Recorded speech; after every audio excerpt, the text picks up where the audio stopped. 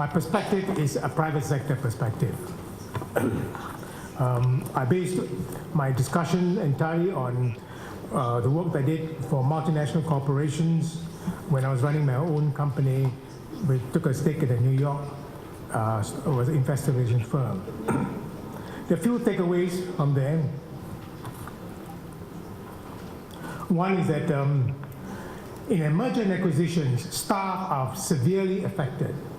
Management is excited because they're bringing two companies together, and the process, there will be a great contribution to the bottom line. Their focus will be on shareholders, on the markets, the investors. But the employers are not equally excited. The employers are badly affected. In fact, the first thing they do when they go and they will talk to the investment market, they will talk to the shareholders, they will go internationally to the international investors. So in this point of time, however, a team is put together, usually forming a change or reorganization. And that core team will involve the HR supported by the communications chief or team. Now, what has come through over the years is that it's not entirely based on all the merger and acquisitions they found, for example, the focus is not on shareholders. And even Jack Welch, Jack Ma have come up to the conclusion, shareholder value is a result, not a strategy. Your main constituency are your employees. And this is the point when motivation is at the lowest. You are bringing two companies together, invariably you'll find people losing their jobs. They will find, for example, two departments from different organizations coming together, there's replication. So this is the level that we're talking about when motivation is very low, and what do you do about it? Now, Jack Ma himself says that customers are number one, employees are number two, shareholders number three. This is the turn or change in the way corporates are looking at employees, that you cannot ignore employees in the course of running your business.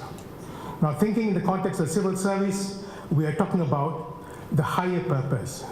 In the civil service, we're talking about the advancing the public cause. I think a lot of discussion has been talked about the public cause, how important it is to think beyond the organization. Why are you in the civil service?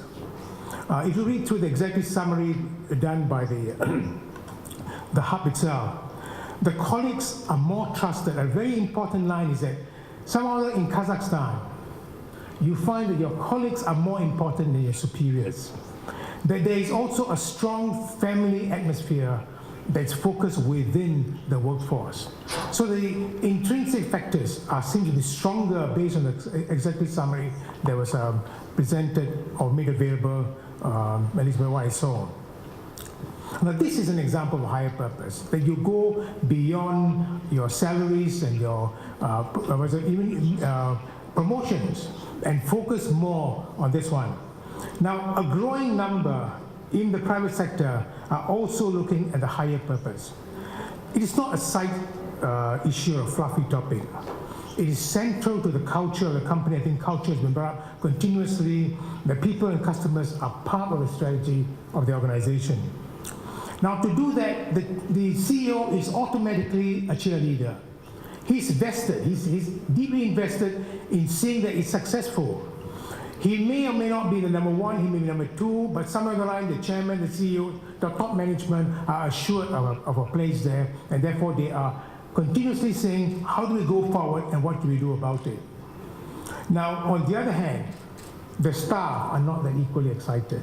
They are uncertain about their future. They're not sure where things are going, in what direction. Will they be still in the job or will they have lost the job? So in this context, we are talking about how well do you communicate. I think we talked about the mission that James himself talked about, saying that the company's mission and the vision must be communicated internally. How well the change is needed and why. How well the employees have brought this into their work. All these things come into place at the time of a merger and acquisition. Similarly, for example, in one of the cases we do is when there's a crisis situation. We find, for example, the same situation required when, say, where I was involved in a case where there was an airplane crash and the senior management, some of them died in the process. Again, how do you go around galvanizing the staff while they are in a state of grieving?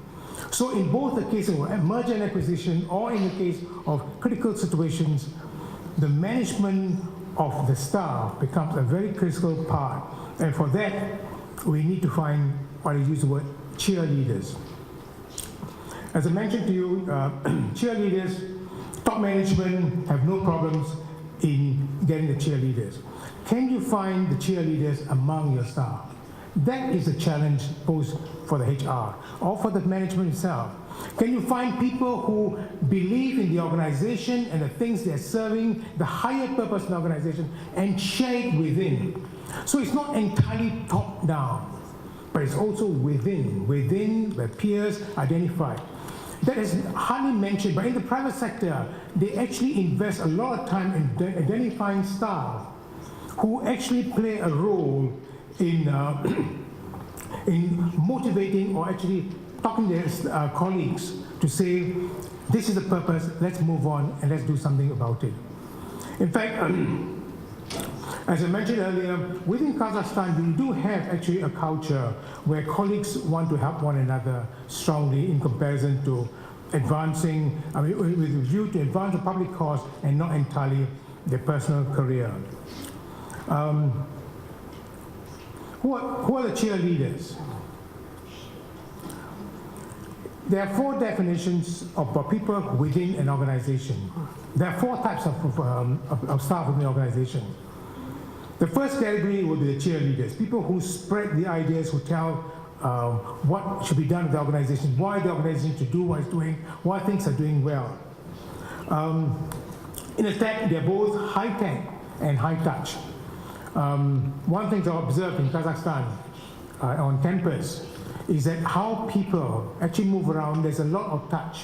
As you see people walking around, suddenly they see a friend, they walk out, touch the friend, hug him, or do a handshake, and they come back to the group and move on. This constant touch seems to be a part of this culture that is unique. I have never seen this anywhere in the world, that you are quite a high-touch organization. However, within the organization, you have, besides cheerleaders and champions, that you can find people with a high touch, will be agnostics.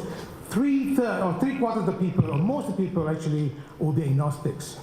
They're not interested, they're not committed. And most people will fall within this group. They are cynics. They will only criticize. Most of the ideas, they don't feel the change is relevant to them. They don't want to be supported by the change. And the third thing will be the fourth category, but saboteurs will turn around and say all the negative of the organization. Unfortunately, you are dealing with this kind of staff. So in the private sector, these things exist. I think it exists probably in a greater way in the public sector. Now, what's very interesting about cheerleaders is that the tech companies, private sector tech companies, have changed it completely. You have now, for example, let's take Google's. Within the C-suite now, you have a chief happiness officer. He's actually a cheerleader. That you have this guy by the name of Tan Chengde Ming was actually appointed as the chief happiness officer, which means on par with the CEO. He's actually a Singaporean, surprisingly, running these things and all that. So, and right now they've written a book called Delivering Happiness. This whole, and there's also an index called Happiness, Happy Planet Index. All these things are focused on motivating and engaging employees. In short, this whole concept of identifying cheerleaders within an organization is actually growing in importance in the private sector. It's already very important within the high-tech private sector, but I think it's time for maybe the public sector should consider this element within. That means it's better for people to, especially as I told you in the culture of Kazakhstan, based on the report, the superiors don't have the same kind of respect or the same kind of impact as peers. So you should therefore capitalize on this unique situation. Invariably, one reason why we saw the 4 categories, and most of the people are within the agnostics and the skeptics categories, is that because people are not employed. Therefore, you need to identify employees who can be empowered to play a role that is that impacts on the rest of their colleagues and their peers. So that when you talk about rallying the troops, this is a concept within the private sector. They actually understand the importance of getting people harnessed together and move on. And it's a regular thing. And within this, the HR should play a role in bringing about this change, the top management, HR, and they must increase. The whole objective is, can you increase the number of people who can be within these employee cheerleaders? Remember, the bulk of them will not within these categories. You're going to have difficulties in finding these categories. But that will be the challenge if you can do that in the public sector. And what does that mean? It means, in the change team, spending time to understand others' perspective, listening with open mind and without judgment, encouraging others to voice their opinions and what they care about. Now, all these things sound very esoteric or hardly present in the public sector, but actually it's become a major factor within. The organizations that I used to do consultancy with actually play a lot of, for example, American Express, most of the car companies. This is a major factor when they are doing their various product promotions and all that, looking at the staff and how they contribute to helping one another. A team that's found in one country will go to another country and support the country within when they're doing a new product launch. It's that kind of continuous movement globally too. The sense of finding a change team. When they bring about change in, say, a new product launch, they bring the change team from the other country into the new country itself. So the whole approach is very different. Change is part and parcel of encouraging the organization to move forward. And so encourage others to voice their opinions while expressing new ideas, anticipate how others will react to them. All these things are part and parcel of a private sector approach to change management. Now, another thing is when you have identified your cheerleaders, you must spend time with the cheerleaders. The cheerleaders are actually chosen and become almost like, they may or may not be within HR. For example, the person mentioned in Google, Tan, he himself was actually an engineer. For 10 years he was an engineer. Then he moved over because he had that passion. There's something he believed in. So harnessing such people and doing things to support them play a very important part. I think you will find Malcolm Hallwell's book, The Tipping Point. It's a very good book to read. And one of the things you find, for example, one category is influentials. Influentials are cheerleaders. Usually informed, persuasive, well-connected. You need to identify these people. Not everybody's like that. And so the thing is that the HR needs to identify the people who are influential because they will be outspoken, they will be gregarious, they're always around talking, mixing around. They could be introspective, they don't have to be that kind of category, they could be quiet, but they are most important in all these categories, whether they are central members of a particular group, or they're innovators, or they're laggards. The central feature is that they are part of a network, they can build a network. They know a lot of people. When you ask them something, they will make an effort to find out and tell you who you talk to. These are the people who are really cheerleaders or the influentials within an organization. And as mentioned to you, they are very strong in terms of not only now, both high touch, in touch people, but there's also high tech. They're also connected by through technology. So the point is that delivering and within the private sector technology companies, it falls within the concept of harnessing happiness or delivering happiness. Now, what else do you do to encourage your cheerleaders? You empower them. You celebrate their successes. Every time something is done, you bring them up together. You have events, functions, special events for them, bring them together. In fact, it's found that if you put them, for example, let's say the engineering terms are going for a leadership retreat. You put your cheerleader there, he moves around and identifies what are the things that are required by the engineering staff, what are the demands, requirements, why they're leaving, what's demotivators and the motivators. That is part of the function of the use of a cheerleader within an organization. So you will find that he's given more responsibilities, more interesting things to be done, because he knows that the higher cost, the more important things for the company is what is going to be done with a mission and vision in mind. So if you have problems, so there's a lot of rewards, creative rewards that are even audited. In Singapore, we actually have some arrangements through corporate awards for private sector, where we have a major event and they're all evaluated from the private sector, where people like PwC's, Deloitte doing these assessments. So the first thing is to move away from the old command and control model towards a stronger employer engagement. But it's easier said than done. Most organizations talk about employee engagement, employee empowerment, they hardly bother to move forward. Let me summarize by saying that now 50 years ago, no one predicted that people will, we didn't expect that so much technology and technological tools being used in your workforce. You find, for example, that almost all the skills now, whether it's banking, can you imagine banking, lawyers, advertising, healthcare, are all intruded by technology. So this becomes part and parcel of how do you go around harnessing technology within this cheerleader or this whole approach to motivating staff.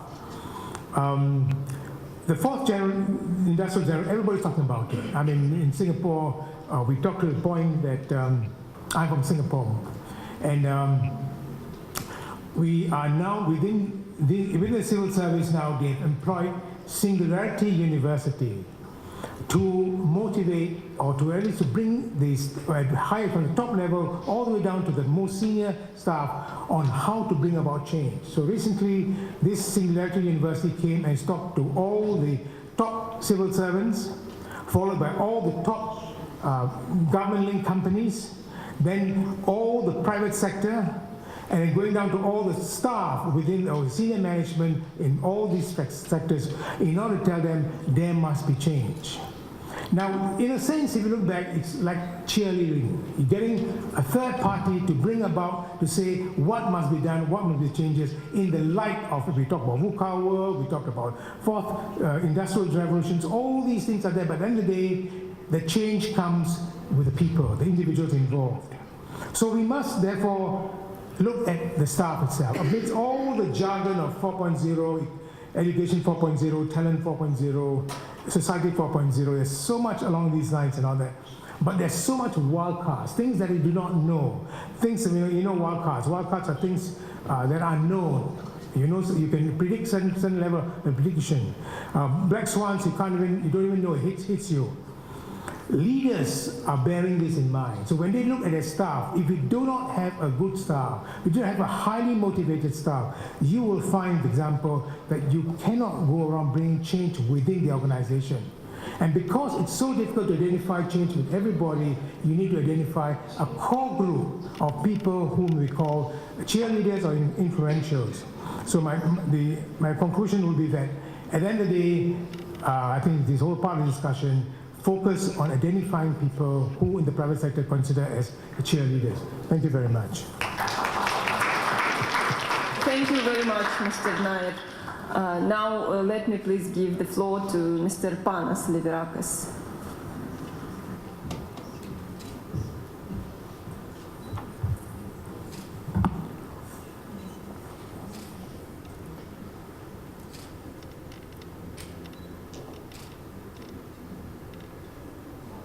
Okay. Good evening, ladies and gentlemen. Thank you, Toksan. I will only cover the basic points of this draft paper, as I only have 10 minutes to present, and I intend to stick to that.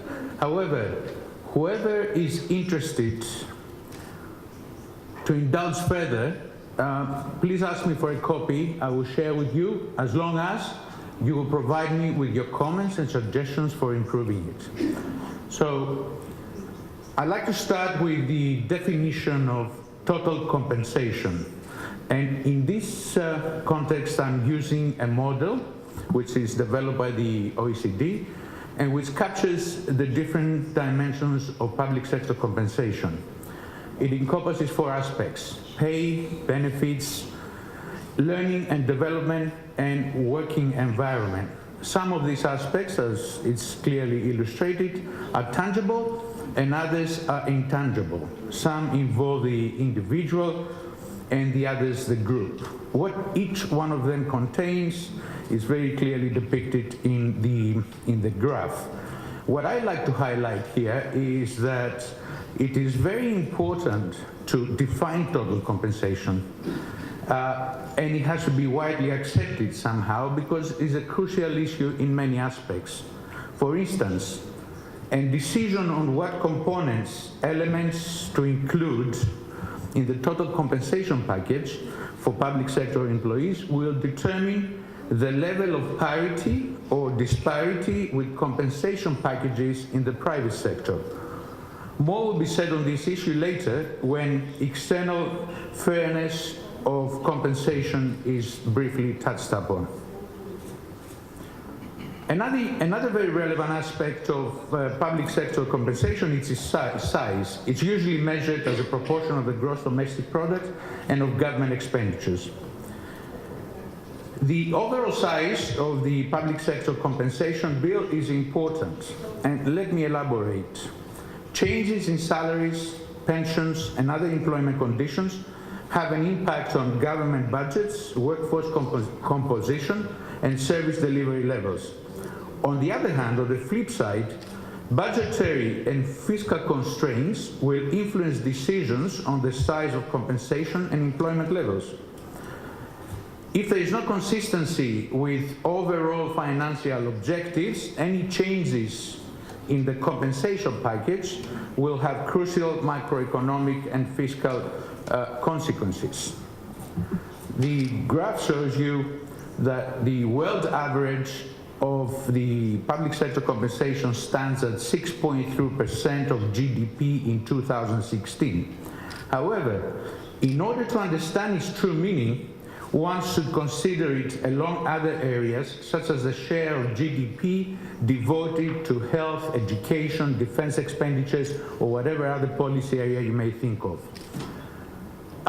Same graph, but this time applied to the size of the public compensation sector in selected countries of the region. A clarification: the countries of the region have not been selected deliberately, but they were only a result of what data was available. As you can see, Kazakhstan seems to appears to devote a much smaller share of their GDP for public sector compensation. However, the differences, I suspect, they are attributed to methodological differences that exist, and which is also very problematic when it tries to compare percentages across countries.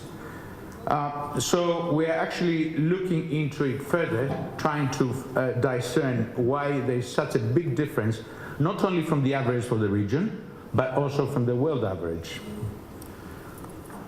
Same story about expenditures. The world average stands at 25.2% again in 2016, but once again you will look at the size of the government expenditures in relation to other expenditures of the government in other policy areas. Same thing again for the region. As you can see, in countries in the region, the average is much smaller than the world, only 14.5%. And again, despite the methodological issues discussed, there may be several other reasons why this is the case. Again, this is also a subject of the ongoing research. Now, another important aspect of public sector compensation is the fairness of the compensation system in place.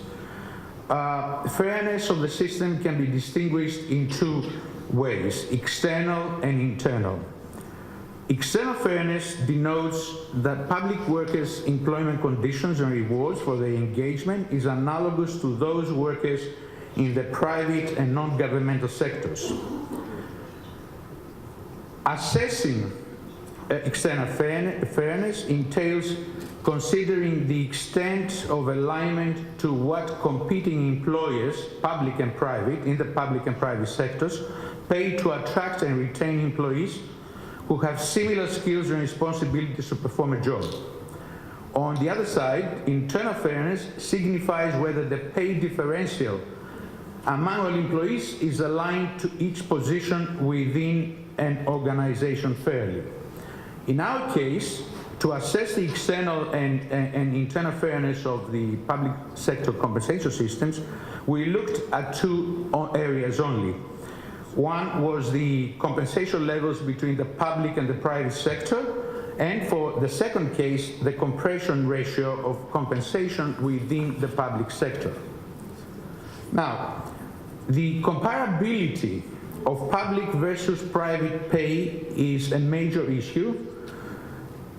Many studies argue that public sector employees are paid less than those in the private sector, controlling for education and work experience. And more or less this is accepted by most researchers. However, researchers' views differ on the extent to which pensions and other monetary and non-monetary benefits compensate for the difference. For example, pensions are perceived to be more generous in the public sector. Some studies suggest that the total compensation over the life cycle of workers is equalized, and this graph is trying to capture the progression and what the comparison is throughout the work life of a person. Yet other studies conclude that public sector employees' compensation demonstrates a clear advantage if calculated over the lifestyle, and although it's lower in monetary terms, the size of the total remuneration is higher, generally higher. And in other cases, again, that's based on evidence, on research, if we include the cost of benefits such as health insurance, pension plans, etc., sometimes it's 10% higher than the private sector in the work life of a public employee. Now, internal fairness, as I said, it's defined by the compression ratio, and it's a difference between the highest and lowest paid employees. The OECD defines the compression ratio in the public sector as the ratio between the median pay of the top and bottom 10% of workers in order to exclude any outliers that may exist. So we think this ratio is a useful indicator of the adequacy of pay. Now, the meaning of this, a low ratio may suggest that highly skilled workers are underpaid while unskilled workers are overpaid. That's one view. Second view is that the lower the ratio, the more equitable the pay is between the different grades within the public sector. The average compression ratio, as you can see in this slide for all OECD member states, is 4.39 to 1, meaning that compensation at the top of the grade scale is 4.39 times the compensation at the bottom of the grade scale. A cluster of countries appear to have a compression ratio below the OECD average. Greece, as you can see, Norway, Iceland, Austria, Netherlands, etc. And as I said, in some cases, these compression ratios may be interpreted as being more equitable, but again, that's something debatable, and there's more discussion about this in the paper.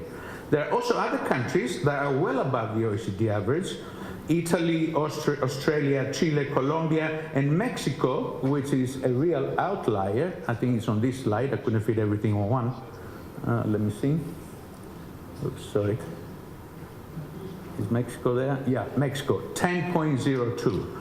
But again, it is something that we're still researching because, as I said in the beginning, it is very difficult, because of the data that exists, to be able to tell what is included and what is excluded from the calculations for this to for this data to come up, for these results to come up, rather. I plan to conclude, and therefore I would like to tell you a few what the trends are, or what they seem to be in public sector compensation. One thing for sure is that public sector compensation systems have started changing because governments have been forced to introduce policies that restructure the way work is compensated, as well as how the total awards are organized and managed, driven mainly by austerity measures and cost control needs. And what is emerging, it represents, in many respects, a significant departure from conventional thinking. Right-sizing, downsizing, right-sizing, a term referring to initiatives intended to determine optimal staffing configurations, and it seems to be adapted quite a lot. Although the end result of these right-sizing exercises lead to downsizing of the public sector workforce. You may know this process. This process, government departments, agencies are subjected to functional reviews, organizational restructuring, often eliminating or redefining jobs and layers of management, and job descriptions are subjected to review and reassignment to salary grades anew, upwards or downwards. Additionally, public organizations are defining their core functions and changing their views about what they should do themselves as part of a change taking place in public service provision modalities. This has resulted to a significant increase in joint initiatives and close collaboration with the private sector. In some cases, and that's, I think, one important aspect that I walked away with, is that such collaboration is creating new organizations which draw on multiple workforces from the private and public sector, and thus they need, and usually is the case, a new and unified approach to compensation. In other words, these new organizations construct their own grade scales and compensation schemes, which may differ a lot from current ones in the public or the private sector. However, we cannot evaluate such initiatives because they do take time to mature. They require a shift in the balance of the workforce. They require new skill sets and a different culture and behavior, which needs to be supported and reinforced through this new compensation framework, and it takes some time to see the results.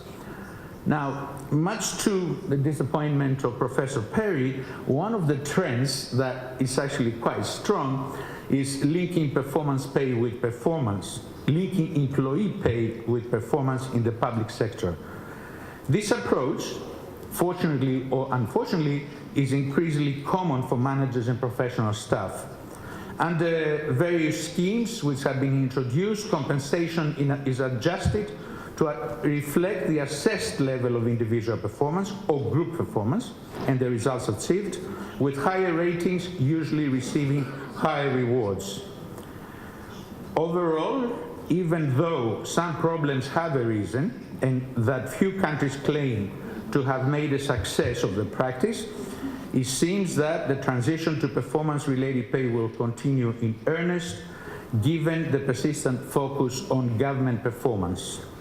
Reactions, of course, have been registered against these approaches, and they're quite acceptable and understandable, because they reflect the difficulties, and this was also mentioned by some of our colleagues today, of setting personal objectives in some roles in the public sector, let alone measuring them. Again, a fuller discussion on the issue, it's in the paper, a whole section is devoted to that.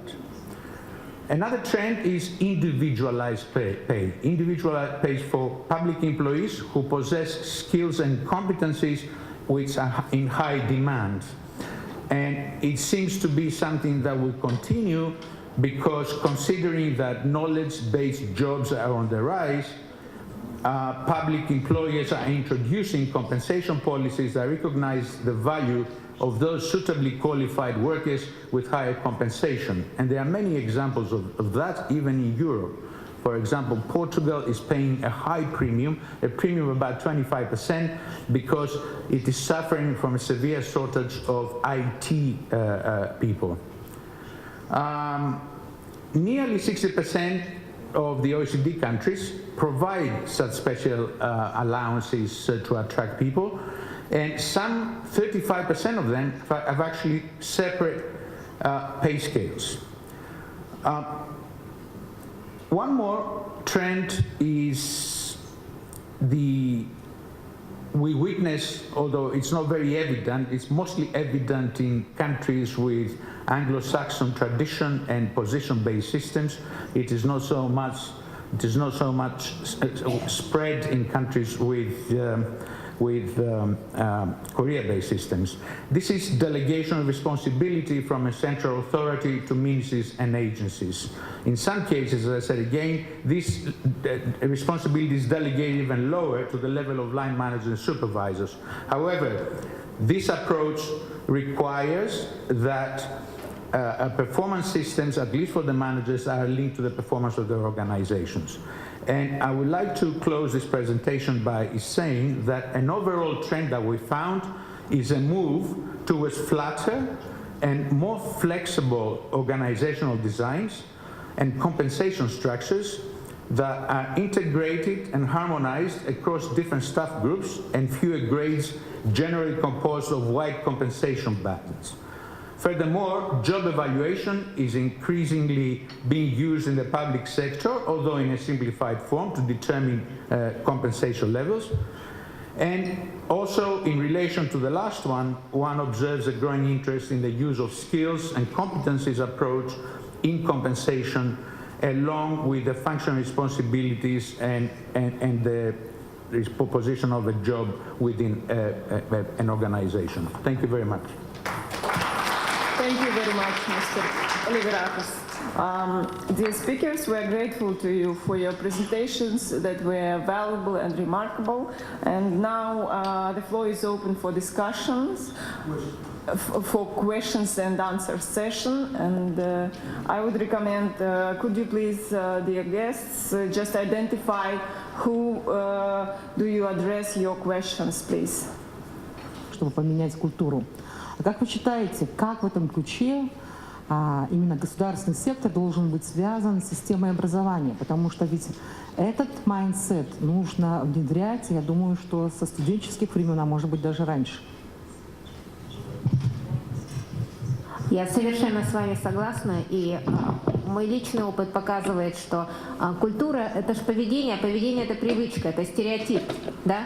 И если руководители, когда становятся руководителями, вдруг даже говорят, что они будут демократичными, но все равно демонстрируют стиль «упади, отожмись и не возражай, сделай быстро то, что надо», да, и больше от тебя ничего не требуется, то это, наверное, тот стиль, который они переняли еще исходя там из детства, в том числе и студенчества и так далее. Поэтому чем больше мы будем взращивать и в своих детях, а потом и в студентах привычки поведения более разнообразные, когда не только ответственность и исполнительность, да, но и вот способность к инновациям, да, к творчеству, к совершенно разным, к свободным каким-то волеизъявлениям, мыслям, это станет автоматической привычкой в поведении, да, то такие люди, уже приходя на работу и потом продвигаясь по карьерной лестнице и становясь руководителем, и если они на своей шкуре, буквально учась в институте, в вузах, в общении с своими наставниками, учителями на себе испытывали стили лидерства, да, там, наставничества, менторства, коучинга,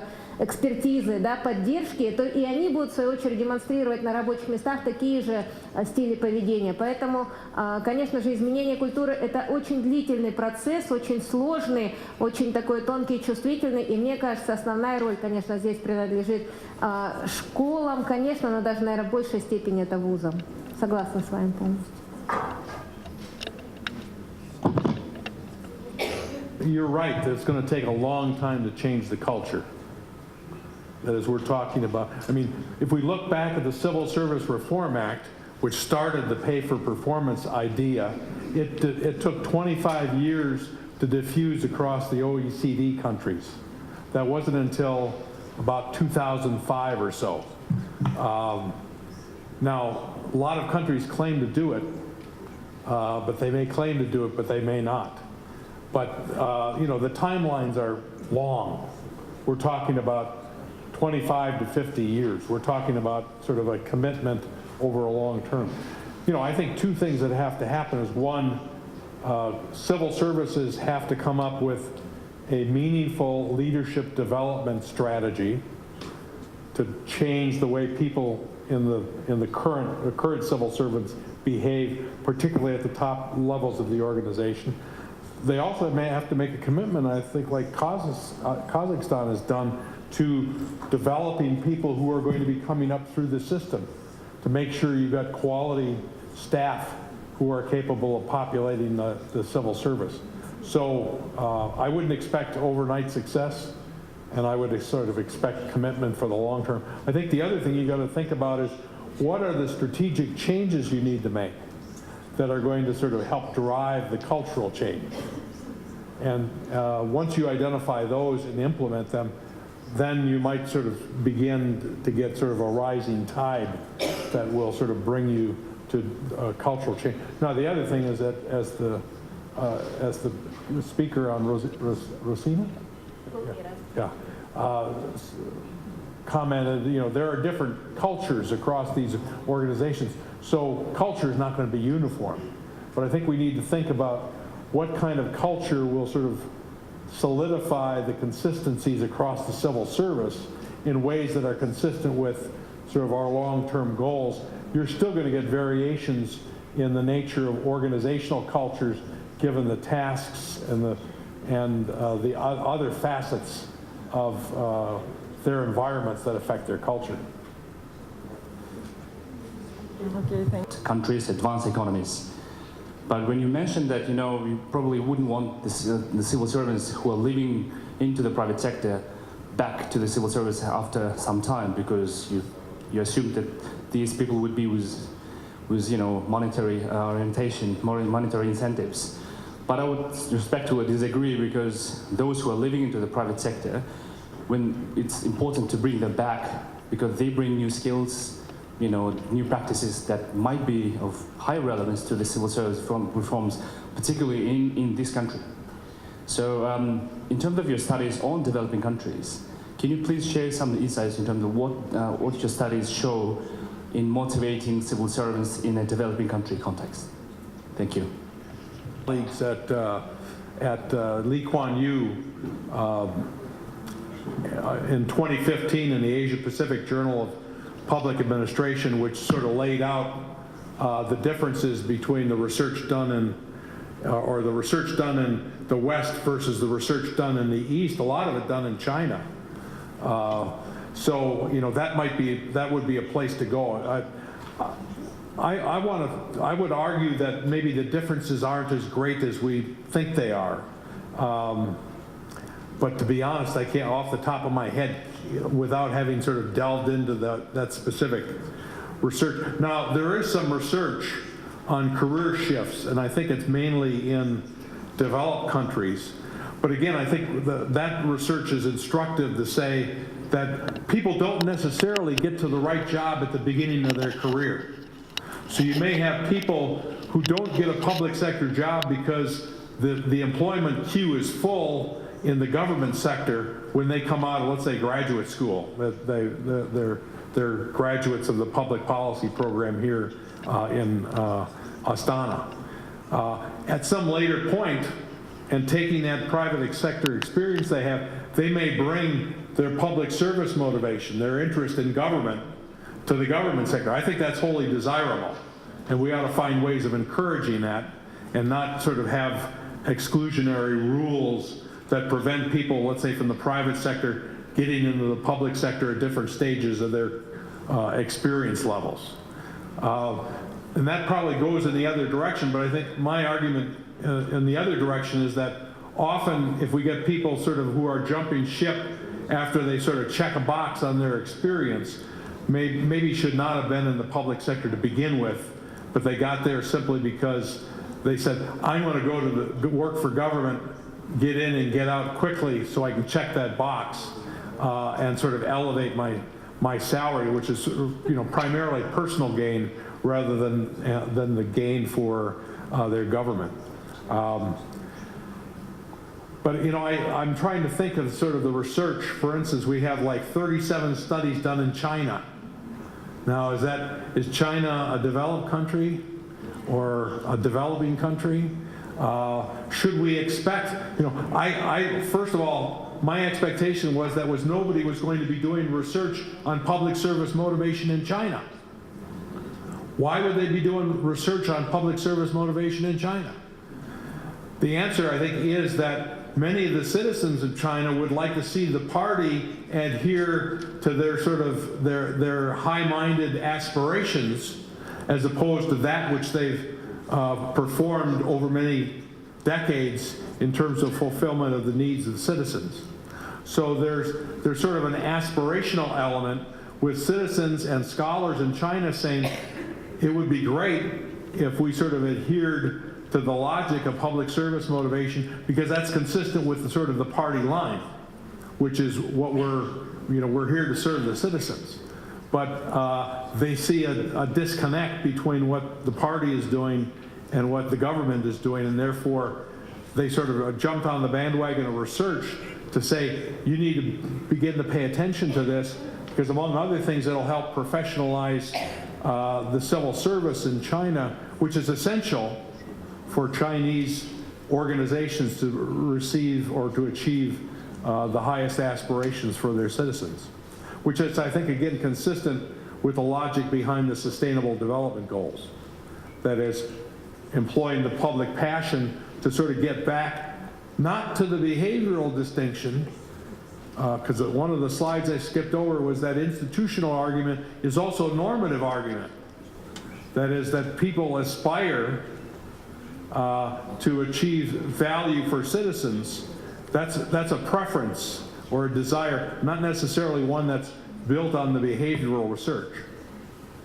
But I think it's the other argument of the piece I cite in the paper is that there's a lot of research that doesn't predict behavior very well, that people buy in because of its normative value or its ideology, but it's dead wrong. And so it would be great if we could sort of reconcile the evidence with the aspirations. That study itself, you should refer to that. Okay, please, Martin. A good perspective question and one technical question, so one easy, one difficult. I guess to Professor James Perry and Ms. Gulmira Raisova. So I'll quote from your kind of a short speech that you mentioned. In order to change the leadership, we should have, you even mentioned that physical removal of the people in the management. So considering that perspective and if the hope for the future, don't we see any hope in the current management when we are looking at their way of the leadership? Is there not any way to improve the way they do things rather than rely on the physical removal? This is the first. And I'm tying that up to Mr. Ralhan Bayman's speech where he mentioned dignity as one of the values from the history. So if you're looking at the history that comes with that value up until now, so we need to not maybe link to the future more, but what it resonates in the current management. So we cannot say, okay, current management doesn't have the notion of we'll do something what we say we will do, right? Because most of the time what happens, we say these are the ideals, but then this stays here, and what is actually happening, okay, that was for the more of an event to say what we do is ideal, but maybe the way we do it maybe not that much ideal. This is one more perspective question. The technical question is, I'm coming from the testing industry, and we have this statement we call it Gotthard law, where once you make the measure tied to something that you're looking at it later on, then that measure becomes to be a good measure. So I will try to answer in Russian also. Sorry for that. Вы знаете, для того, что, когда я говорила, что надо физически, я имела в виду уволить. Уволить тех сотрудников, которые не подходят по ценностям, да, по базовым таким вот своим верованиям, что ли, внутренним. И это я имела в виду, но когда вы хотите изменить что-то в организации, лидер, руководитель, он должен быть на одну ступень выше. Вот помните, да, там 6 уровней культуры. То есть если вы хотите культуру рынка, ваш, как минимум, руководитель должен быть ярым таким сторонником и носителем этой культуры изначально. То есть, и тогда вы получите эффект, ну, через 3-4 года, что вся остальная организация, в силу того, что он начнет увольнять тех людей, которые физически не могут измениться, да, и будет противодействовать, и таких процентов может быть 5, 7, ну, 20, может быть, да, и начнет поддерживать тех людей, которые уже носители этой культуры, а дальше 50% тех, которые еще пока не определились, они начнут двигаться в сторону культуры рынка и так далее. Причем если их вознаграждать только, мотивировать и материально, и нематериально. Это вот один момент. Но если вы хотите, чтобы организация с лидером культуры, допустим, иерархии, да, бюрократии вдруг стала рыночно ориентированной, то вышестоящий руководитель, я не знаю, какой-то стейкхолдер, как совет директоров или кто-то там еще, да, они должны быть носителями более высокого уровня культуры. В противном случае у нас произойдет мимикрия, когда мы на уровне слов, правил и каких-то деклараций будем говорить, что мы инновативные, что мы демократичные, что мы там рыночные, да, там и так далее, но в деле, в стереотипах своего поведения мы останемся, как сказал начальник, так мы и сделаем, независимо от того, как важно организации или как важно обществу. Wait, I need to answer his or comment on a couple of things. One, I'm up with a report yesterday on probationary period. You sort of pull the plug, and so they don't continue. I mean, I can't speak for the states and localities, although the states, I think, are the locale. But so I think there are sort of rules and procedures that we can follow to make sure that we don't have to live forever with a bad manager. Having said that, I'm also a co-author of a new report of successful agencies. But one of the things we found is that if you go through, this is an effective leadership development program. The question is, can we get more agencies involved in doing effective leadership development? Are we prepared to invest in that, et cetera, et cetera? So, you know, I think we have the answers to developing leaders as they come up the ranks. And certainly that happens on our U.S. federal, I don't know other countries, you know, Kazakhstan or others are in the same situation. But I suspect that, you know, if we apply the knowledge we already have and use rules to say, you've been appointed a manager, you're not up to it, let's go fall back to your prior position. That, you know, that would work, that would be one way to sort of work through it, to acknowledge mistakes. The second technical question, I'm not sure I fully understand. But my inclination is to say we don't have perfect measures. And that if we have a measure that tends to be used, but then we've discovered there are that it doesn't necessarily capture the full domain of the construct that we want to consider for decision-making purposes, then we got to sort of go back and change the measure or supplement the measure. So I personally have done a lot of measure over the years. I've, you know, measured public service motivation and a variety of other, and collaboration and the like.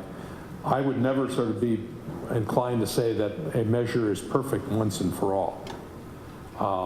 Although clearly we want to use measurement in some way to get people to assure consistency of decisions across units and also to capture key ideas that are important. But I think we also have to find ways of building flexibility. I'm not sure that addresses your concern, but I wouldn't want to be pinned down to using the same thing forever.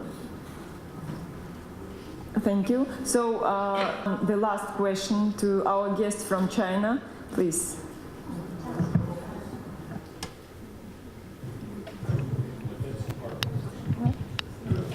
What?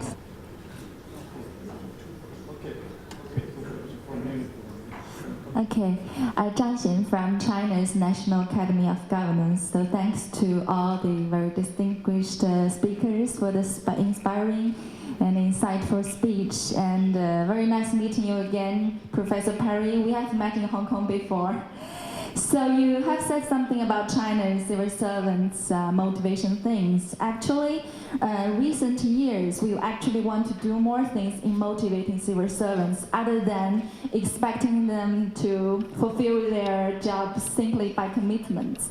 So the very recent change in China is that we actually trying to diversify the civil servants' career development paths. Before, we have nearly 7.2 million civil servants in China, and before they were all crowded in one passage, which is the comprehensive management category. So recently, we in 2016, we actually developed management rules for other two categories, which is the administrative law enforcement category and technical and professional category. So we actually developed like 22 more career ladders, ranks for the civil servants. That means that before you can just develop your career within one category, which is the comprehensive administration category. Right now, if you don't get promoted to a leader position, then you can have other development possibility in the other two categories. So it's not, I think it's not a new way. But in China, we are actually employed to solve the motivation things, especially for the civil servants below the county level. So I would like to hear some of the remarks from our professionals on such practice. What kind of benefits do you think of such categorized the civil servants management, or what kind of things we need to pay attention in the future practices? Thank you. Get to the ceiling on that one and you don't become a leader, then where do you go? Well, you find a place where you can hide every day and just get your salary but not necessarily do important work. So, I think multiplying the opportunities, just sort of a superficial look would I think to me be a positive thing. And I addressed that. I've got a paper I need to share with you on the compensation that I gave in China in December. And I have a student coming from Tsinghua who's going to be working with me on that. But, I think this Chinese system needs to evolve. But there are some compensation issues embedded in here because sometimes the compensation goes with sort of the career ladder. And once you sort of get reach your ceiling on the career ladder, it also means you reach your ceiling on compensation. That may not be desirable. So creating sort of multiple opportunities can be a plus, I think. Yes, please. The very final and short, please. Question from our colleague. Yes. Хотелось бы задать вопрос профессору Наиру. Очень интересен опыт Сингапура, как развитой страны. Вот система оплаты государственным служащим, применяется ли система бонусирования, либо у государственных служащих фиксированная оплата? И второй вопрос. Военнослужащие вашей страны имеют особый статус, в отличие от остальных госслужащих, либо они внесены в единый реестр государственных служащих? Спасибо. Well, Singapore civil servants have a 13-month bonus that's given. So there is an additional income over 12 months salary plus 13 months. in between half a year, depending on the GDP, the performance, they also have a mid-year bonus. They can be half a month, depending on how it can even be more. They also have differences in bonuses for the lower income. So that will be in pure, not percentage term, but in pure cash. So let's say you're a cleaner within the organization, then you'll be paid as a higher salary that compensate based on your over. So it'll be more than, if the person get half a month's salary, then these people will probably get 1 month of bonus for their respective money. So there is a differentiation in what level you come through. Then the over and above, you will also have performance bonus, how well you performed. That will vary between 3 months, 6 months, depending on how well you've done. So that's the Singapore structure. So a person would actually find that they may actually have half their income in the form of bonuses too. Thank you. So, dear ladies and gentlemen, we have reached the end of the first part. I would like to thank every of our speakers for their great job, and to pass the microphone to my colleague, to Ms. Gulmira Raisova. Thank you.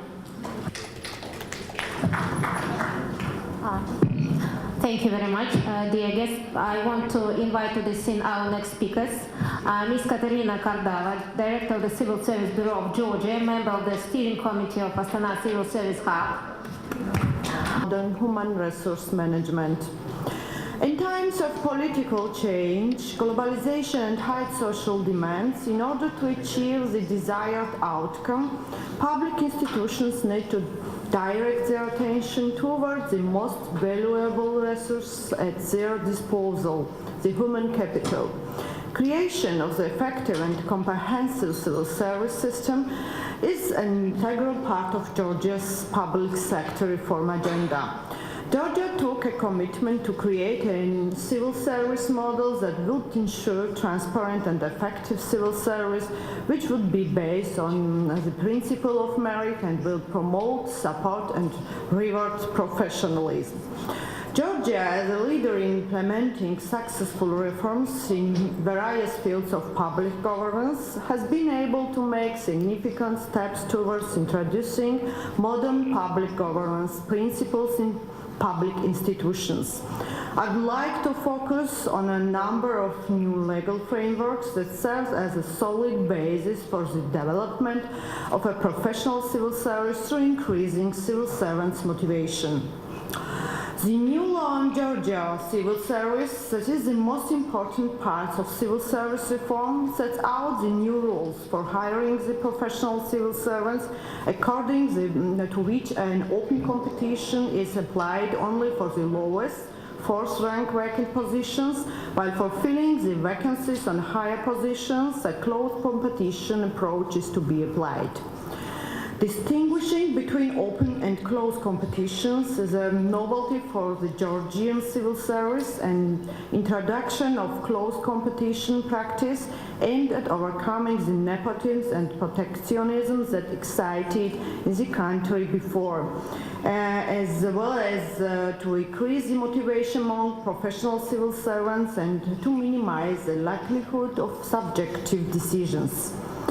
Through the civil service reform, Georgia took high-level commitment to develop the uniform, systematic, needs-oriented training system for civil servants.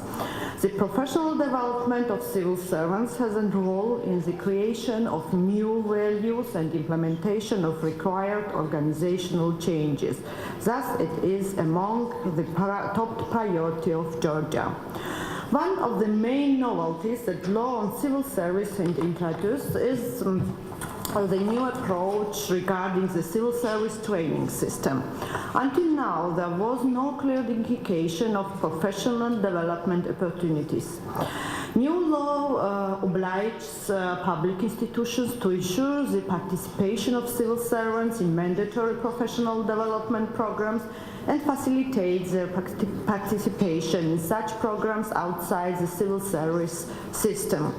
The professional development and training of civil servants is one of the links in the chain of human resource planning and development, that is their selection and recruitment in public institutions, as well as their assessment and promotion.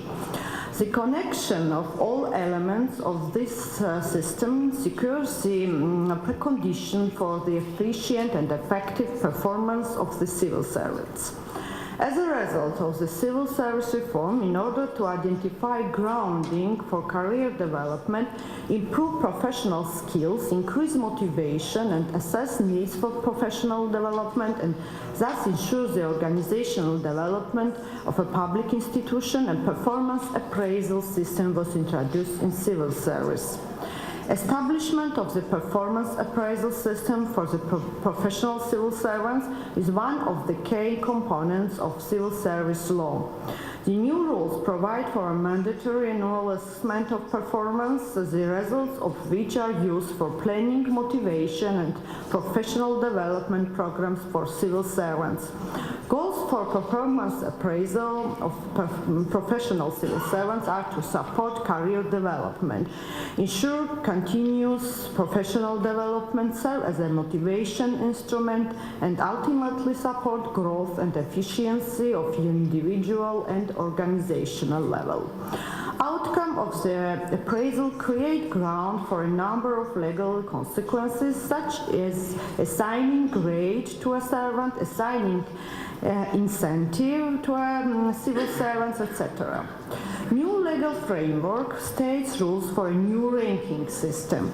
Calls for assigning grades to civil servants aim to improving motivation of civil servants, enhancing compensation, and ensuring stability of civil service. Grade is assigned to a civil servant based on results of performance evaluation. A civil servant who was assigned a professional grade is paid a supplementary to salary, grade supplement. Total number of grades is 12, where grade 1 is the lowest and grade 12 is top grade number. Grades 1 to 6 are assigned to a civil servant for excellent results once in 2 years, and at least for good results once in 3 years. Grades 7 to 12 are assigned for excellent result once in 1 year, and at least for good results once in 2 years. Assigned grade is constant, and withdrawal of the grade is prohibited. Another important achievement of the civil service reform is the new remuneration system. The CSB, with its competences, elaborated the new remuneration law, developing the general framework of the remuneration system, defining the scope of regulation, general principles, and a legal grounds on determining the labor remuneration for civil servants.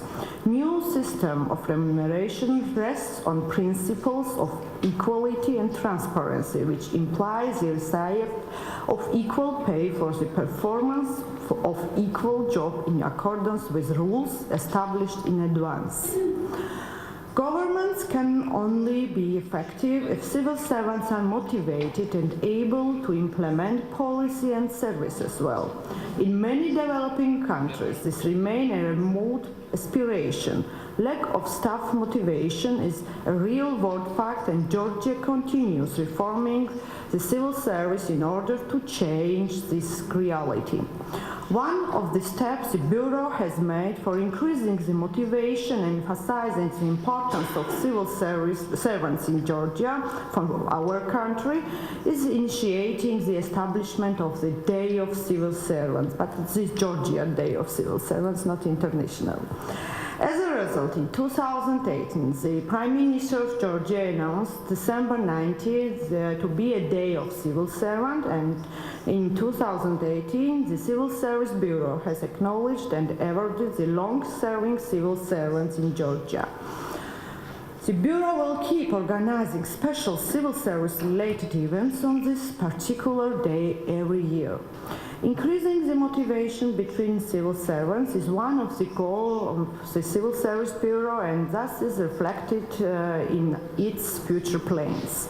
achieving the goals in planning through taking important innovative actions. Namely, the Bureau plans to encourage the coaching practices in civil service. In the frame of professional partnership between coach and leader, the coaching will help civil servants to develop their personal and professional skills to achieve desired goals in the civil service system. Coaching will play an important role to transfer knowledge, boost confidence, and improve work performance. Coaching will ensure that the more experienced servants to be highly appreciated. Moreover, coaching could become a source of additional income for civil servants, and all in all it will make a contribution increasing their motivation. Furthermore, the Bureau plans to conduct the research of financial and non-financial motivators in civil service, giving the broad picture of the need of introducing the different motivational schemes to improve the environment and organizational structure of civil service. Finally, I use this chance to express my gratitude towards organizers for great cooperation and smooth organization of this conference, and thank you, Господин Альхан Байменов, for invitation, and all for attention. Thank you. Thank you very much, Katerina. And I want to give next floor to Ms. Alona Paselka for her presentation.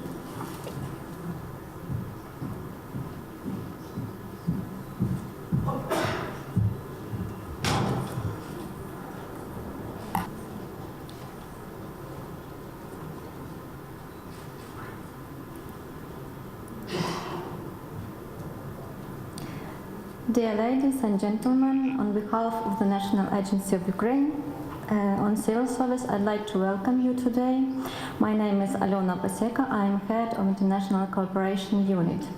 Today I will present information regarding remuneration reform, and my presentation starts from the public administration reform. Then I tell you shortly about civil service reform, who is a civil servant, what is the salary structure, and next steps. Let's move on to public administration reform. Main pillars, it's a public policy development and coordination, modernization of civil service and human resources management, ensuring accountability of public administration bodies and administrative service delivery. Now I would like to introduce civil service reform. The agency is a leading public body engaged in implementation of the law on civil service. The new law provides an opportunity to introduce a new approach of selection for vacant position, new model of remuneration, modern human resources management, and fundamentally new modern model of training system. I'd like to give you some background information about components of the reform. Its improvement of legal basis for civil service, development of the job classification. Job classification of the civil service will ensure a clear identification of positions, its tasks and roles within the civil service, and will become an effective tool for establishing fair salary. The next one is improving of the remuneration system. The aim of the remuneration system reform is to ensure competitiveness of salary in the labor market, improve level of transparency, predictability and fairness. Establishing of the competitive salary would facilitate attraction of best experts. Special attention will be paid to those who are engaged in the national reforms, so-called reform staff, or we can say like transforming leaders. The next one is strengthening HR departments' capacity. Human resources departments were established since entering into force new legislation. This process of transforming from old-style personnel management to the modern standards take a lot of time. In this regard, capacity strengthening of the HR departments is still relevant. The fifth component is about introduction of IT technologies in the public administration, which facilitate better management of civil servants, enable the control over employment, contribute to transparency of personal management expenditures. The sixth component is the reform of professional training system. This reform is very comprehensive and includes tasks related to needs assessment, development of life learning system, and establishing of training service market. And the last one is strengthening agency capacity. During last 2 years, 2 departments of the reform staff were established in the agency. So who has a status of civil servant, who will actually feel changes in the remuneration reform? According to the legislation, civil servant is a citizen of Ukraine who holds civil service position in a government agency and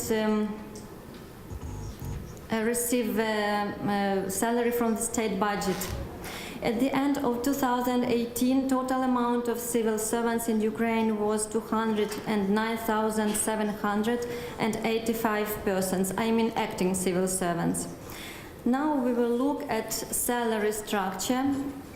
According to the legislation, the salary of the civil servants consists of official salary, long service bonus, civil servants rank bonus, payments for additional workload due to performance of duties of temporarily absent civil servant and vacant position.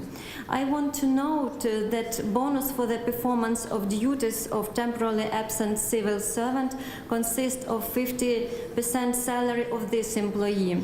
In particular, payments for additional workload due to performance of duties of vacant position consist of salary savings from that position. As for bonuses, civil servants can be awarded by bonuses according to performance results, which can be paid monthly or quarterly according to overall result of the state body. And bonus on the results of annual performance appraisal is awarded to those who receive an excellent mark for performance of key performance indicators. The total amount of bonuses which may be received by civil servant during a year may not exceed 30% of annual salary. And performance appraisal system, I would like shortly to introduce this new system. The system on key performance indicators was introduced in Ukraine last year. It envisages setting of tasks, key performance indicators for each civil servant, a quarterly review of KPI, evaluation by supervisor, and preparation of the report. The purpose of the appraisal is to identify quality of performance targets and development of individual training program. I'll now move on to new model of remuneration. The remuneration is just a part of human resources management. Enough attention is paid to this process as one of the important functional processes in HR system. From January 2019, some provisions on remuneration of civil service legislation came into force in order to streamline the structure of salaries. Currently, the philosophy of payroll calculation has changed. The criteria for evaluating transparency and fair of salaries is the ratio between the official salary and size of bonus in the average salary of civil servant. In compare with the previous period, when before the adoption of new legislation, when the salary consisted of 30% official salary and 70% of bonuses, today the official salary is 70% and bonuses is 30% respectively. This approach allows to reduce extra payments and bonuses and facilitates preventing an establishment of wages by employers at their own discretion, as well as reducing political influence on civil servants. Let's look on the salary target model. According to the public administration reform for 2016 to 2021, which was amended last year, it is expected to cut bonus and long service bonus to 30% in general. This means that official salary will be kept at the current level and permanent and temporary supplements will be reduced. And finally, how salaries will be changed. Next steps. Further steps toward the improvement of salary reform will be ensured by regular analysis of salaries, staff numbers, monitoring of market salaries, modeling of the possible changes in the salary market system. In addition, long service bonus will be reduced. Or another option, it envisages that supplement for the long service may be established at the fixed size, which will not depend from the current official salary, and rank bonus will be liquidated at all. Also, it is envisaged to establish strict criteria for paying bonuses. Its amount will not depend on actual working hours. It will be based on results or maybe team results. Moreover, pecuniary aid will be liquidated or alternatively may be introduced single payment according to the agreement of staff members. Role of collective agreements will be increased. Official salary will be based on market salaries taking into account budget restrictions. It is expected by the end of the 2021 that the remuneration reform will be finished. The optimization of the number of state bodies will be improved and the civil servant structure will be significantly increased. In conclusion, I hope this information will help to understand the processes which are going on in our country. Thank you very much for listening. Thank you very much, Alona. Dear participants, we gave floor to Catherine and Alona because they have to leave to the airport, and that's why there are some changes. Уважаемая госпожа Псека, вы только что выступили на нашей панельной сессии. Хотела задать вам несколько вопросов. Один из вопросов: как вы оцениваете вклад Астанинского хаба государственной службы в регионе? Его получается? Раз.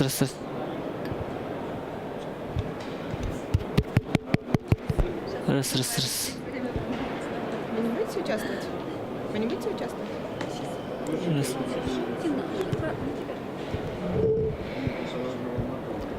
Снова, да? Нет. Продолжайте. Вопрос я уже задала. Можно отвечать, да? Вы держите. Я держу, и вы просто отвечаете.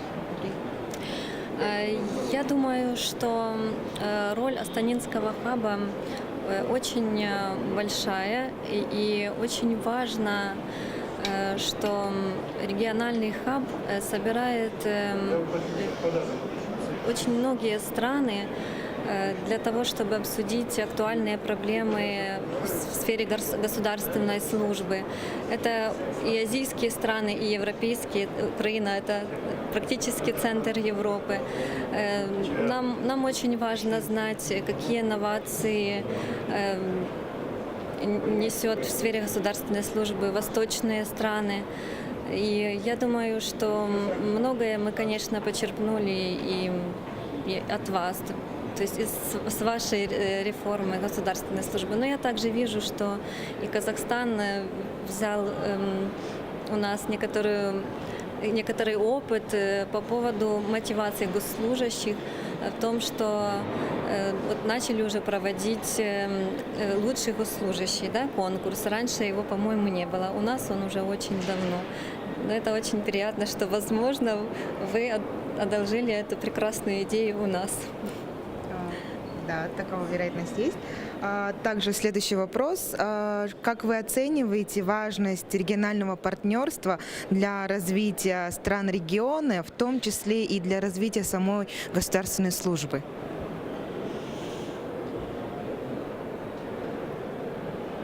Я думаю, что этот обмен опытом, он очень важен в контексте развития региона. Хоть и у нас очень разные культуры и страны, но тем не менее есть общие ценности, которые абсолютно могут спокойно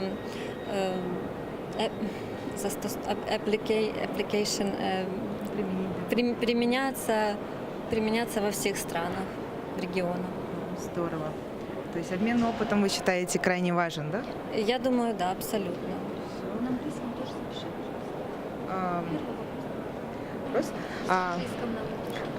English.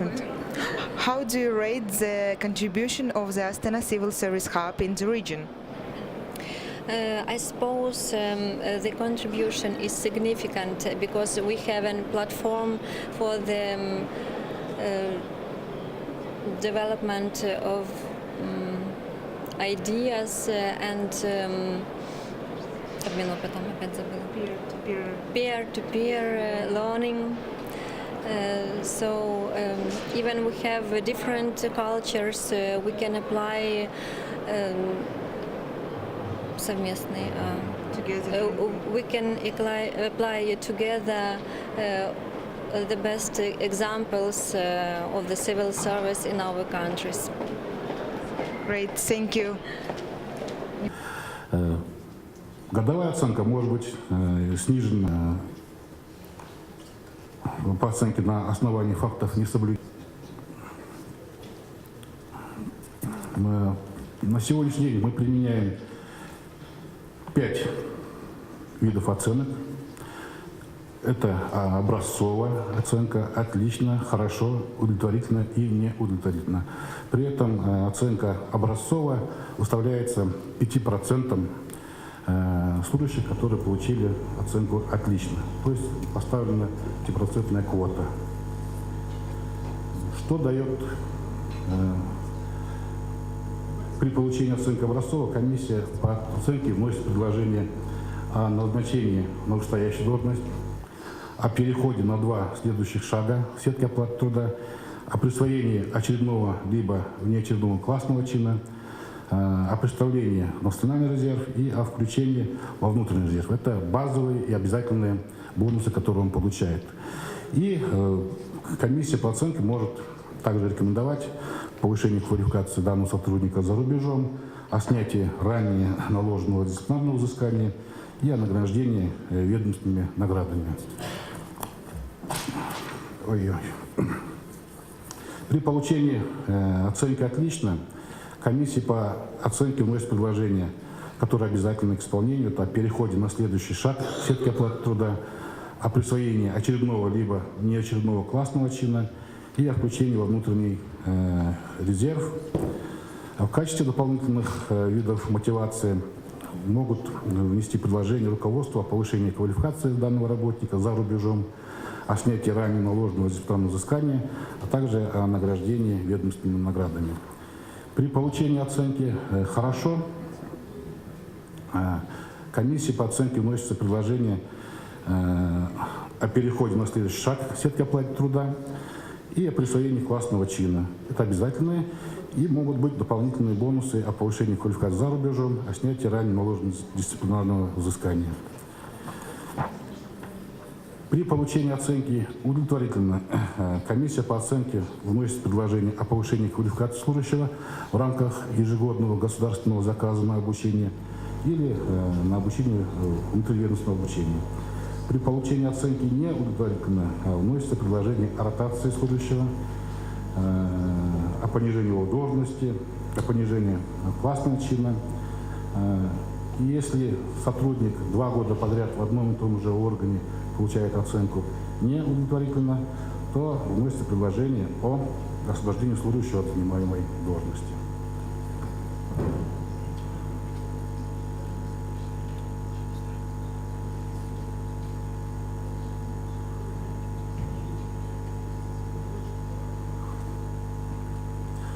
Я не буду останавливаться на статистике, я хотел бы остановиться на данном графике. Статистика показывает, что в основном в государственных органах 85% получают оценки «отлично» или «хорошо». Такая же ситуация и в органах, муниципальных органах власти. И эта проблема является, наверное, самой ключевой, потому что я здесь 5 проблем прописал в презентации, но одной проблемы тут нет, но мы ее не решили. Это еще одна из проблем — некачественная постановка задачи служащим. Здесь ее нет, случайно выпало, наверное. Но если вторая по 5-й проблема решаема как изменением нормативных актов, также, скажем, обучением оценщиков и другими какими-то инструментами, то вот первая проблема, формальный подход к выставлению оценки служащим, в основном ставятся повышенные баллы, требуют какого-то деликатного подхода. Мы сейчас ищем пути, как решить данную проблему. Есть разные предложения, как механического характера поставить на каждую оценку определенную квоту, ну и другие предложения. Поэтому я хотел бы сегодня, если есть возможность, обсудить вот данную проблему в рамках данного форума. В принципе, коротко у меня все. Большое спасибо за внимание.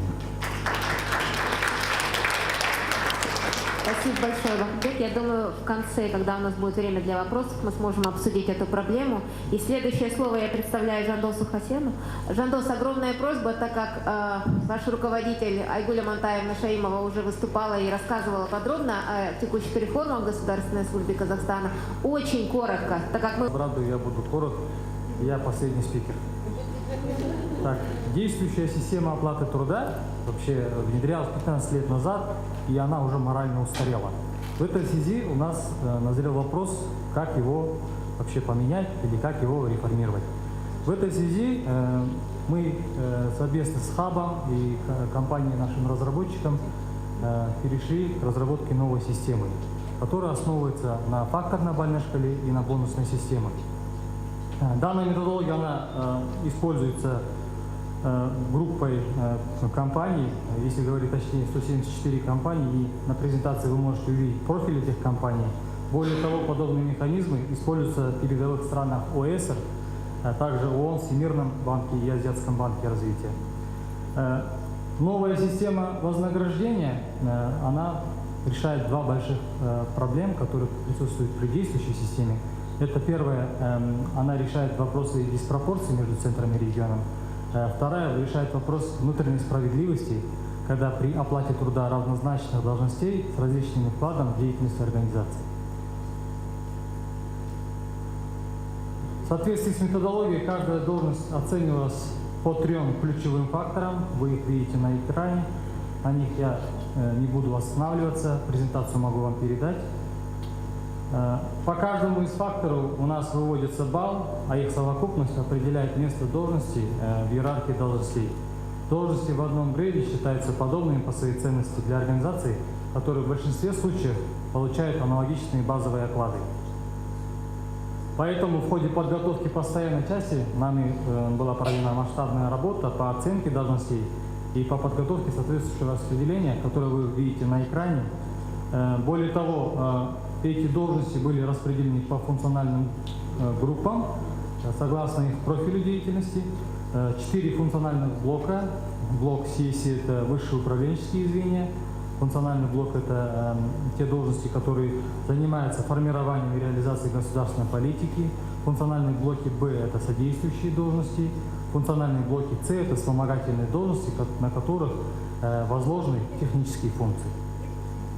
После распределения по грейдам нами был изучен рынок оплаты труда соответствующих уровней.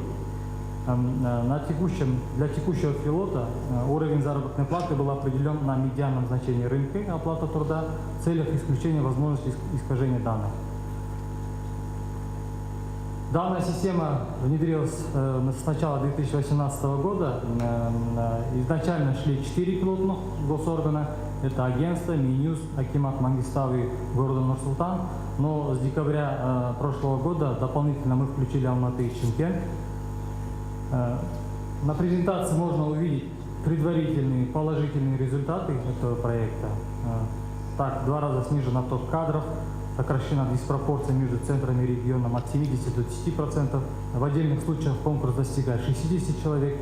По республике данная цифра составляет. Молодежь начала интересоваться госслужбой. На 60% увеличилось количество желающих. Масштабирование данного проекта по поручению главы государства мы сейчас высвобожденные средства будут направлены для дальнейшего финансирования этого проекта. На этом мой доклад окончен. Благодарю вас за внимание. Спасибо большое за длинное выступление. Уважаемые коллеги, мы с вами превысили наш лимит времени буквально на 45 минут. Если есть вопросы, у нас, правда, остались только вот Жандос и Махбек, да? Ага. Прошу вас тогда, какие вопросы? To express one more our pleasure to be the part of the initiative of Astana Hub. I would like to listen to all the great speakers today. I would like just to compliment, actually, not to raise a question. Before I go, I just wanted to share the experience of Montenegro briefly, very briefly, because I know I'm the last one that you will hear today, and it's the end of the day, so you can wait to go out from here. Since we are in the middle of implementation of the public administration reform strategy, we are coping exactly with these things in this moment. Where this moment my colleagues are sitting down with the Human Resource Management Authority and trying to find the best solution for this way. So we have a bit of specific situation in Montenegro, since 30% of active labor force on the national level is working for public administration. We have like 10.5% of GDP is being given away for the gross salaries in Montenegro. So the newest study shows that more than 60% of young people would rather work for public administration for 30% less lower salary than in the private sector. So we don't have a problem to attract, in general, to attract the people, but we have a general problem to keep them. So that's why we are thinking about the defining of the retention policy at national level, which would define the monetary and non-monetary measures. Of course, the financial aspect of the incentives is very important, but there are also those non-monetary incentives, that would be very appreciated by the public servants, as the one you mentioned, like beside the casual Friday, which is the most easy to introduce. And there are also the work from home, flexible working hours, extra bonus days for vacation and things like that. But we introduced actually a measure that presents the top up of the 30% for the on their salary for the people working with European funds.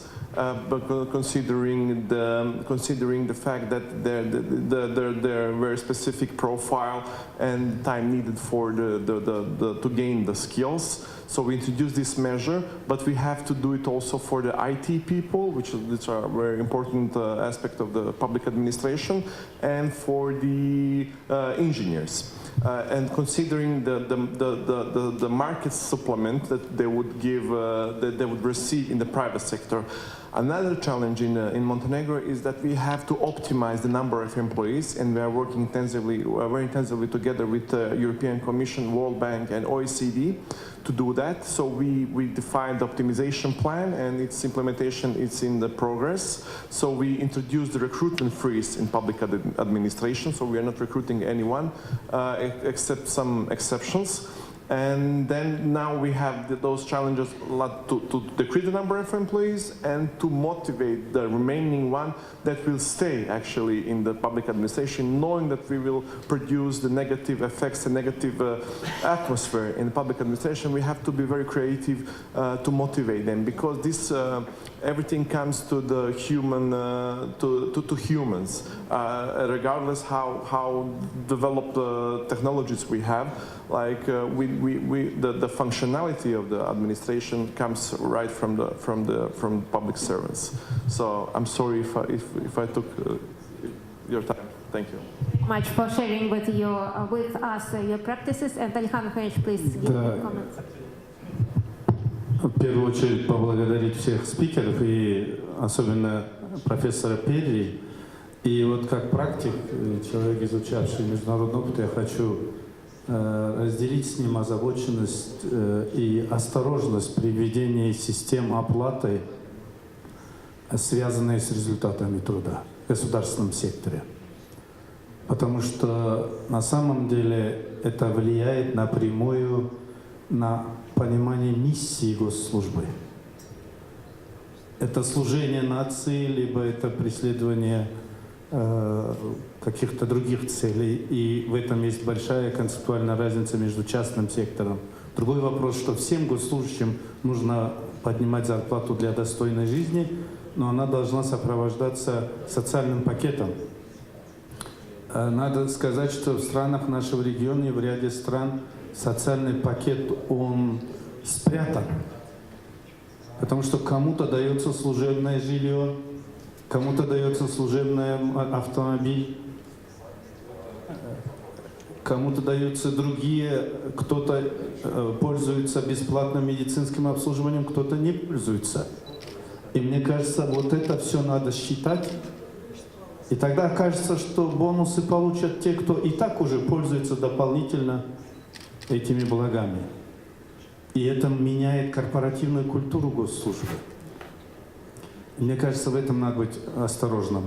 Второе, и что касается бонусов, вот я бы обратил внимание на пример Украины, что они с 1 января 2019 года снизили долю бонусов в общей оплате труда. Потому что в нашем регионе еще никто не построил объективную систему оценки результативности. И сейчас, не имея объективной системы, привязывать бонусы, которые превышают по размерам, может быть, зарплату, то это приведет к искажению самого смысла системы оплаты труда. И в этой связи я хочу, вот так как мы, как Жандос сказал, мы имеем отношение в части финансирования этой разработки, но парадоксально, но мы не имеем сейчас последний вариант. Предыдущий вариант мы критиковали и помогли исправить, потому что они недооценивали HR-службы. Они очень низко оценили в первом варианте кадровые службы. И мы сказали, а кто будет тогда работать в кадровых службах, если их оплачивать там в 2 раза меньше, чем другие? И сейчас я смотрю, когда IT и HR отнесены к группе Б, во всем мире роль HR поднимается. IT-специалисты на рынке, они ценятся выше, чем отраслевики. А мы хотим на госслужбе их оценивать меньше. Тогда кто будет работать? Кто будет работать в кадровых службах? И это я первый раз услышал, потому что в тот раз, когда мы дошли до администрации, президент сказали, что это не совсем правильно. Нам сказали, что исправили. Но я договорился с представителем агентства, что нам дадут для анализа. И Жандос, пользуясь случаем, хочу передать опять, что мы должны проанализировать, чтобы не делать ошибок. И второе, в аргументах. Снижение разницы в оплате между центром и регионом – это не заслуга новой системы. В рамках действующей системы очень легко это сделать. Измените коэффициенты и все. Поэтому это не системное решение, это вопрос уже внутри системы решается. Поэтому этот аргумент, мне кажется, тоже требует уточнения. В целом очень тонкая вещь, как измерить, как сопоставить работу 2 отделов. Опять на примере вот этих 2 служб я скажу. Что попробуйте без них. Если мы отберем не тех кадров, мы говорим о профессионализации. Потому что HR-службы, они требуют внимания. Мы только в 2013 году ввели закон понятия HR-службы. И сейчас мы должны добиваться, чтобы туда пришли профессионалы, остались профессионалы. А они же, в свою очередь, работают над тем, чтобы пришли профессионалы в другие сферы. И я больше того скажу, что рынок труда, в рынке труда сегмент энергетиков, финансистов, экономистов, он намного шире, чем сегмент HR-специалистов. HR-специалистов в стране сотни, может быть, не больше всего. Вот HR-ассоциация знает. А мы хотим тогда кого-то отбирать на HR-службы. Поэтому у меня, я хочу еще раз поблагодарить. Вот такое обсуждение, они дают возможность исправить. И мы все несем совместную ответственность за это. Я еще раз хочу поблагодарить мистера Вентата, декана школы госуправления Назарбаев университета, за наше долгосрочное партнерство, приверженность партнерству. Я хочу поблагодарить программу развития ООН, поблагодарить агентство по делам госслужбы, всех наших участников. Еще раз, кто досидел до конца, в первую очередь, большое спасибо.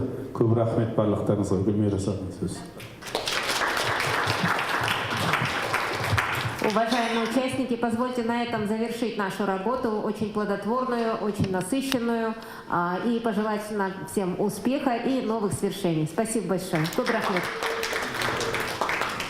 Distinguished Professor Emeritus James Perry, let me ask you a few questions. The first question is about what do you think about the Astana Civil Service Hub contribution to the region? I think the Astana Civil Service Hub is doing great things for the region.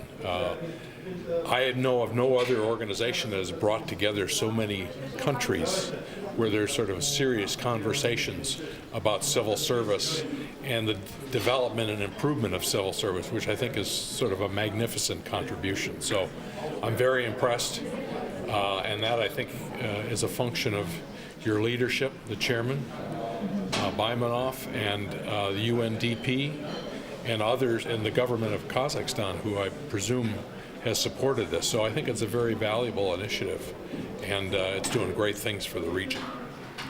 Thank you very much for your kind response. And the second one, how do you assess the importance of the regional partnership for the development of the countries of the region, including civil service excellence? Well, I think the question there comes down to, what difference can the Civil Service Hub make? In my view, the Civil Service Hub makes a difference by improving the quality of civil service. To the extent the quality of civil service is improved, then the results of what the organizations do in any given country, or civil servants do in any given country, is probably advantaged.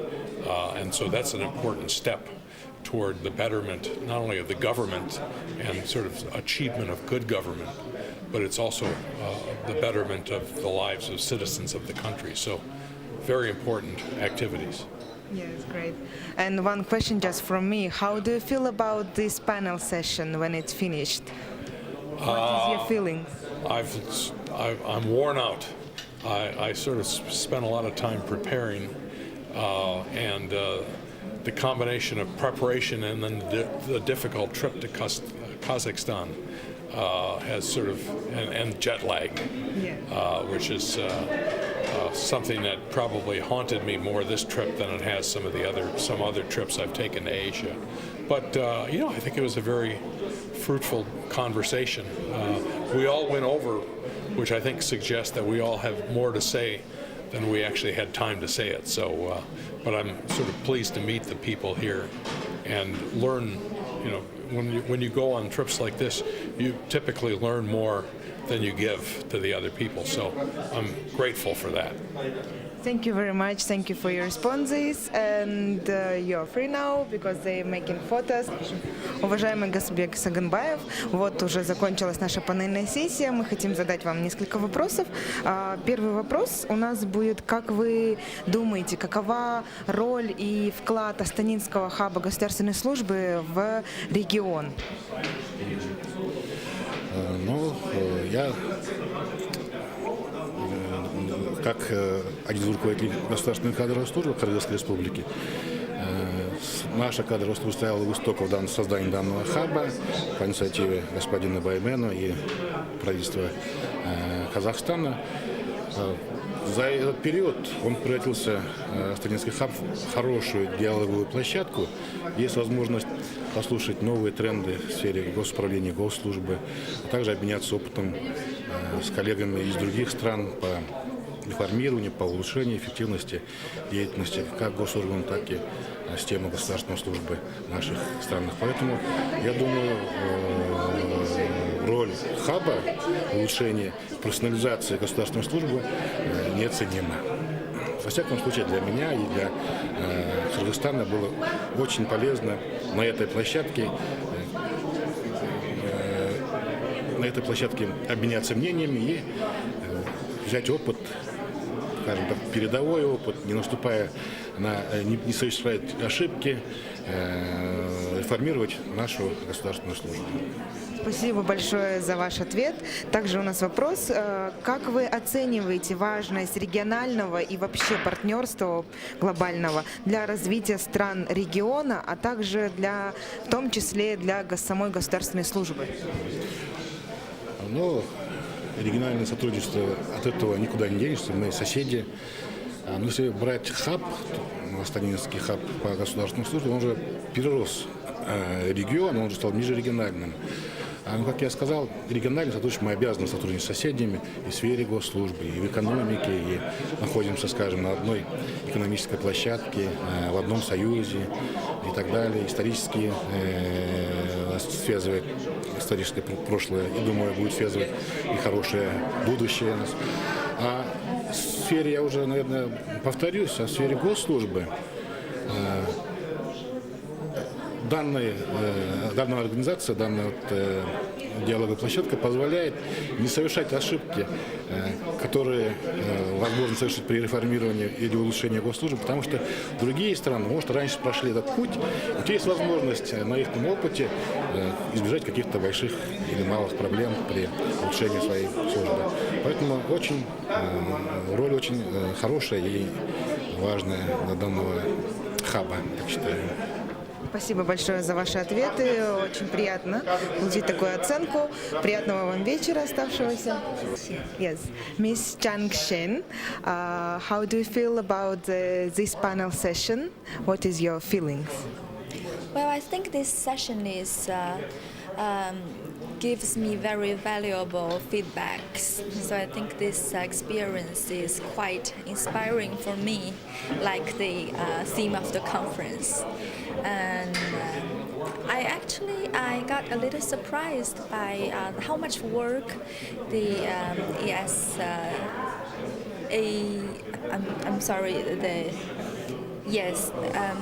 the ACSH. Yes, I'm very surprised about how much work the hub actually can do in promoting the international communication. I think it's a very good organization, and I just didn't know that it was founded by over 30 countries. Yes, 25. Yeah, so I think first it can help to communicate the practices in Astana in Kazakhstan to the world, and also it can promote the communications between different regions. Actually, I think last year and the year before, we got a delegate group from ACSH to our school, and there was also a communication meeting between us. It was very fruitful. And also I know that the hub has organized some of its own journals, publications, so it actually also helps to promote the creation of knowledge. That's really valuable. So I think it's a really inspiring work for what you have done. Okay, great. Thank you very much for your answer. And also, as one of the co-founding countries among the 25 countries, the People's Republic of China was one of the co-founding countries. And yes, it's important to ask you about how do you assess the importance of the regional partnership for the development of the countries of the region, including development of the civil service?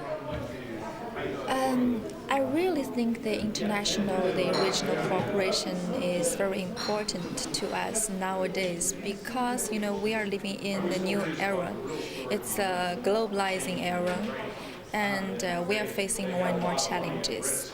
The pressure for economic development is getting increasing, and the challenges for the social problems and many problems are also getting more and more complex for every country.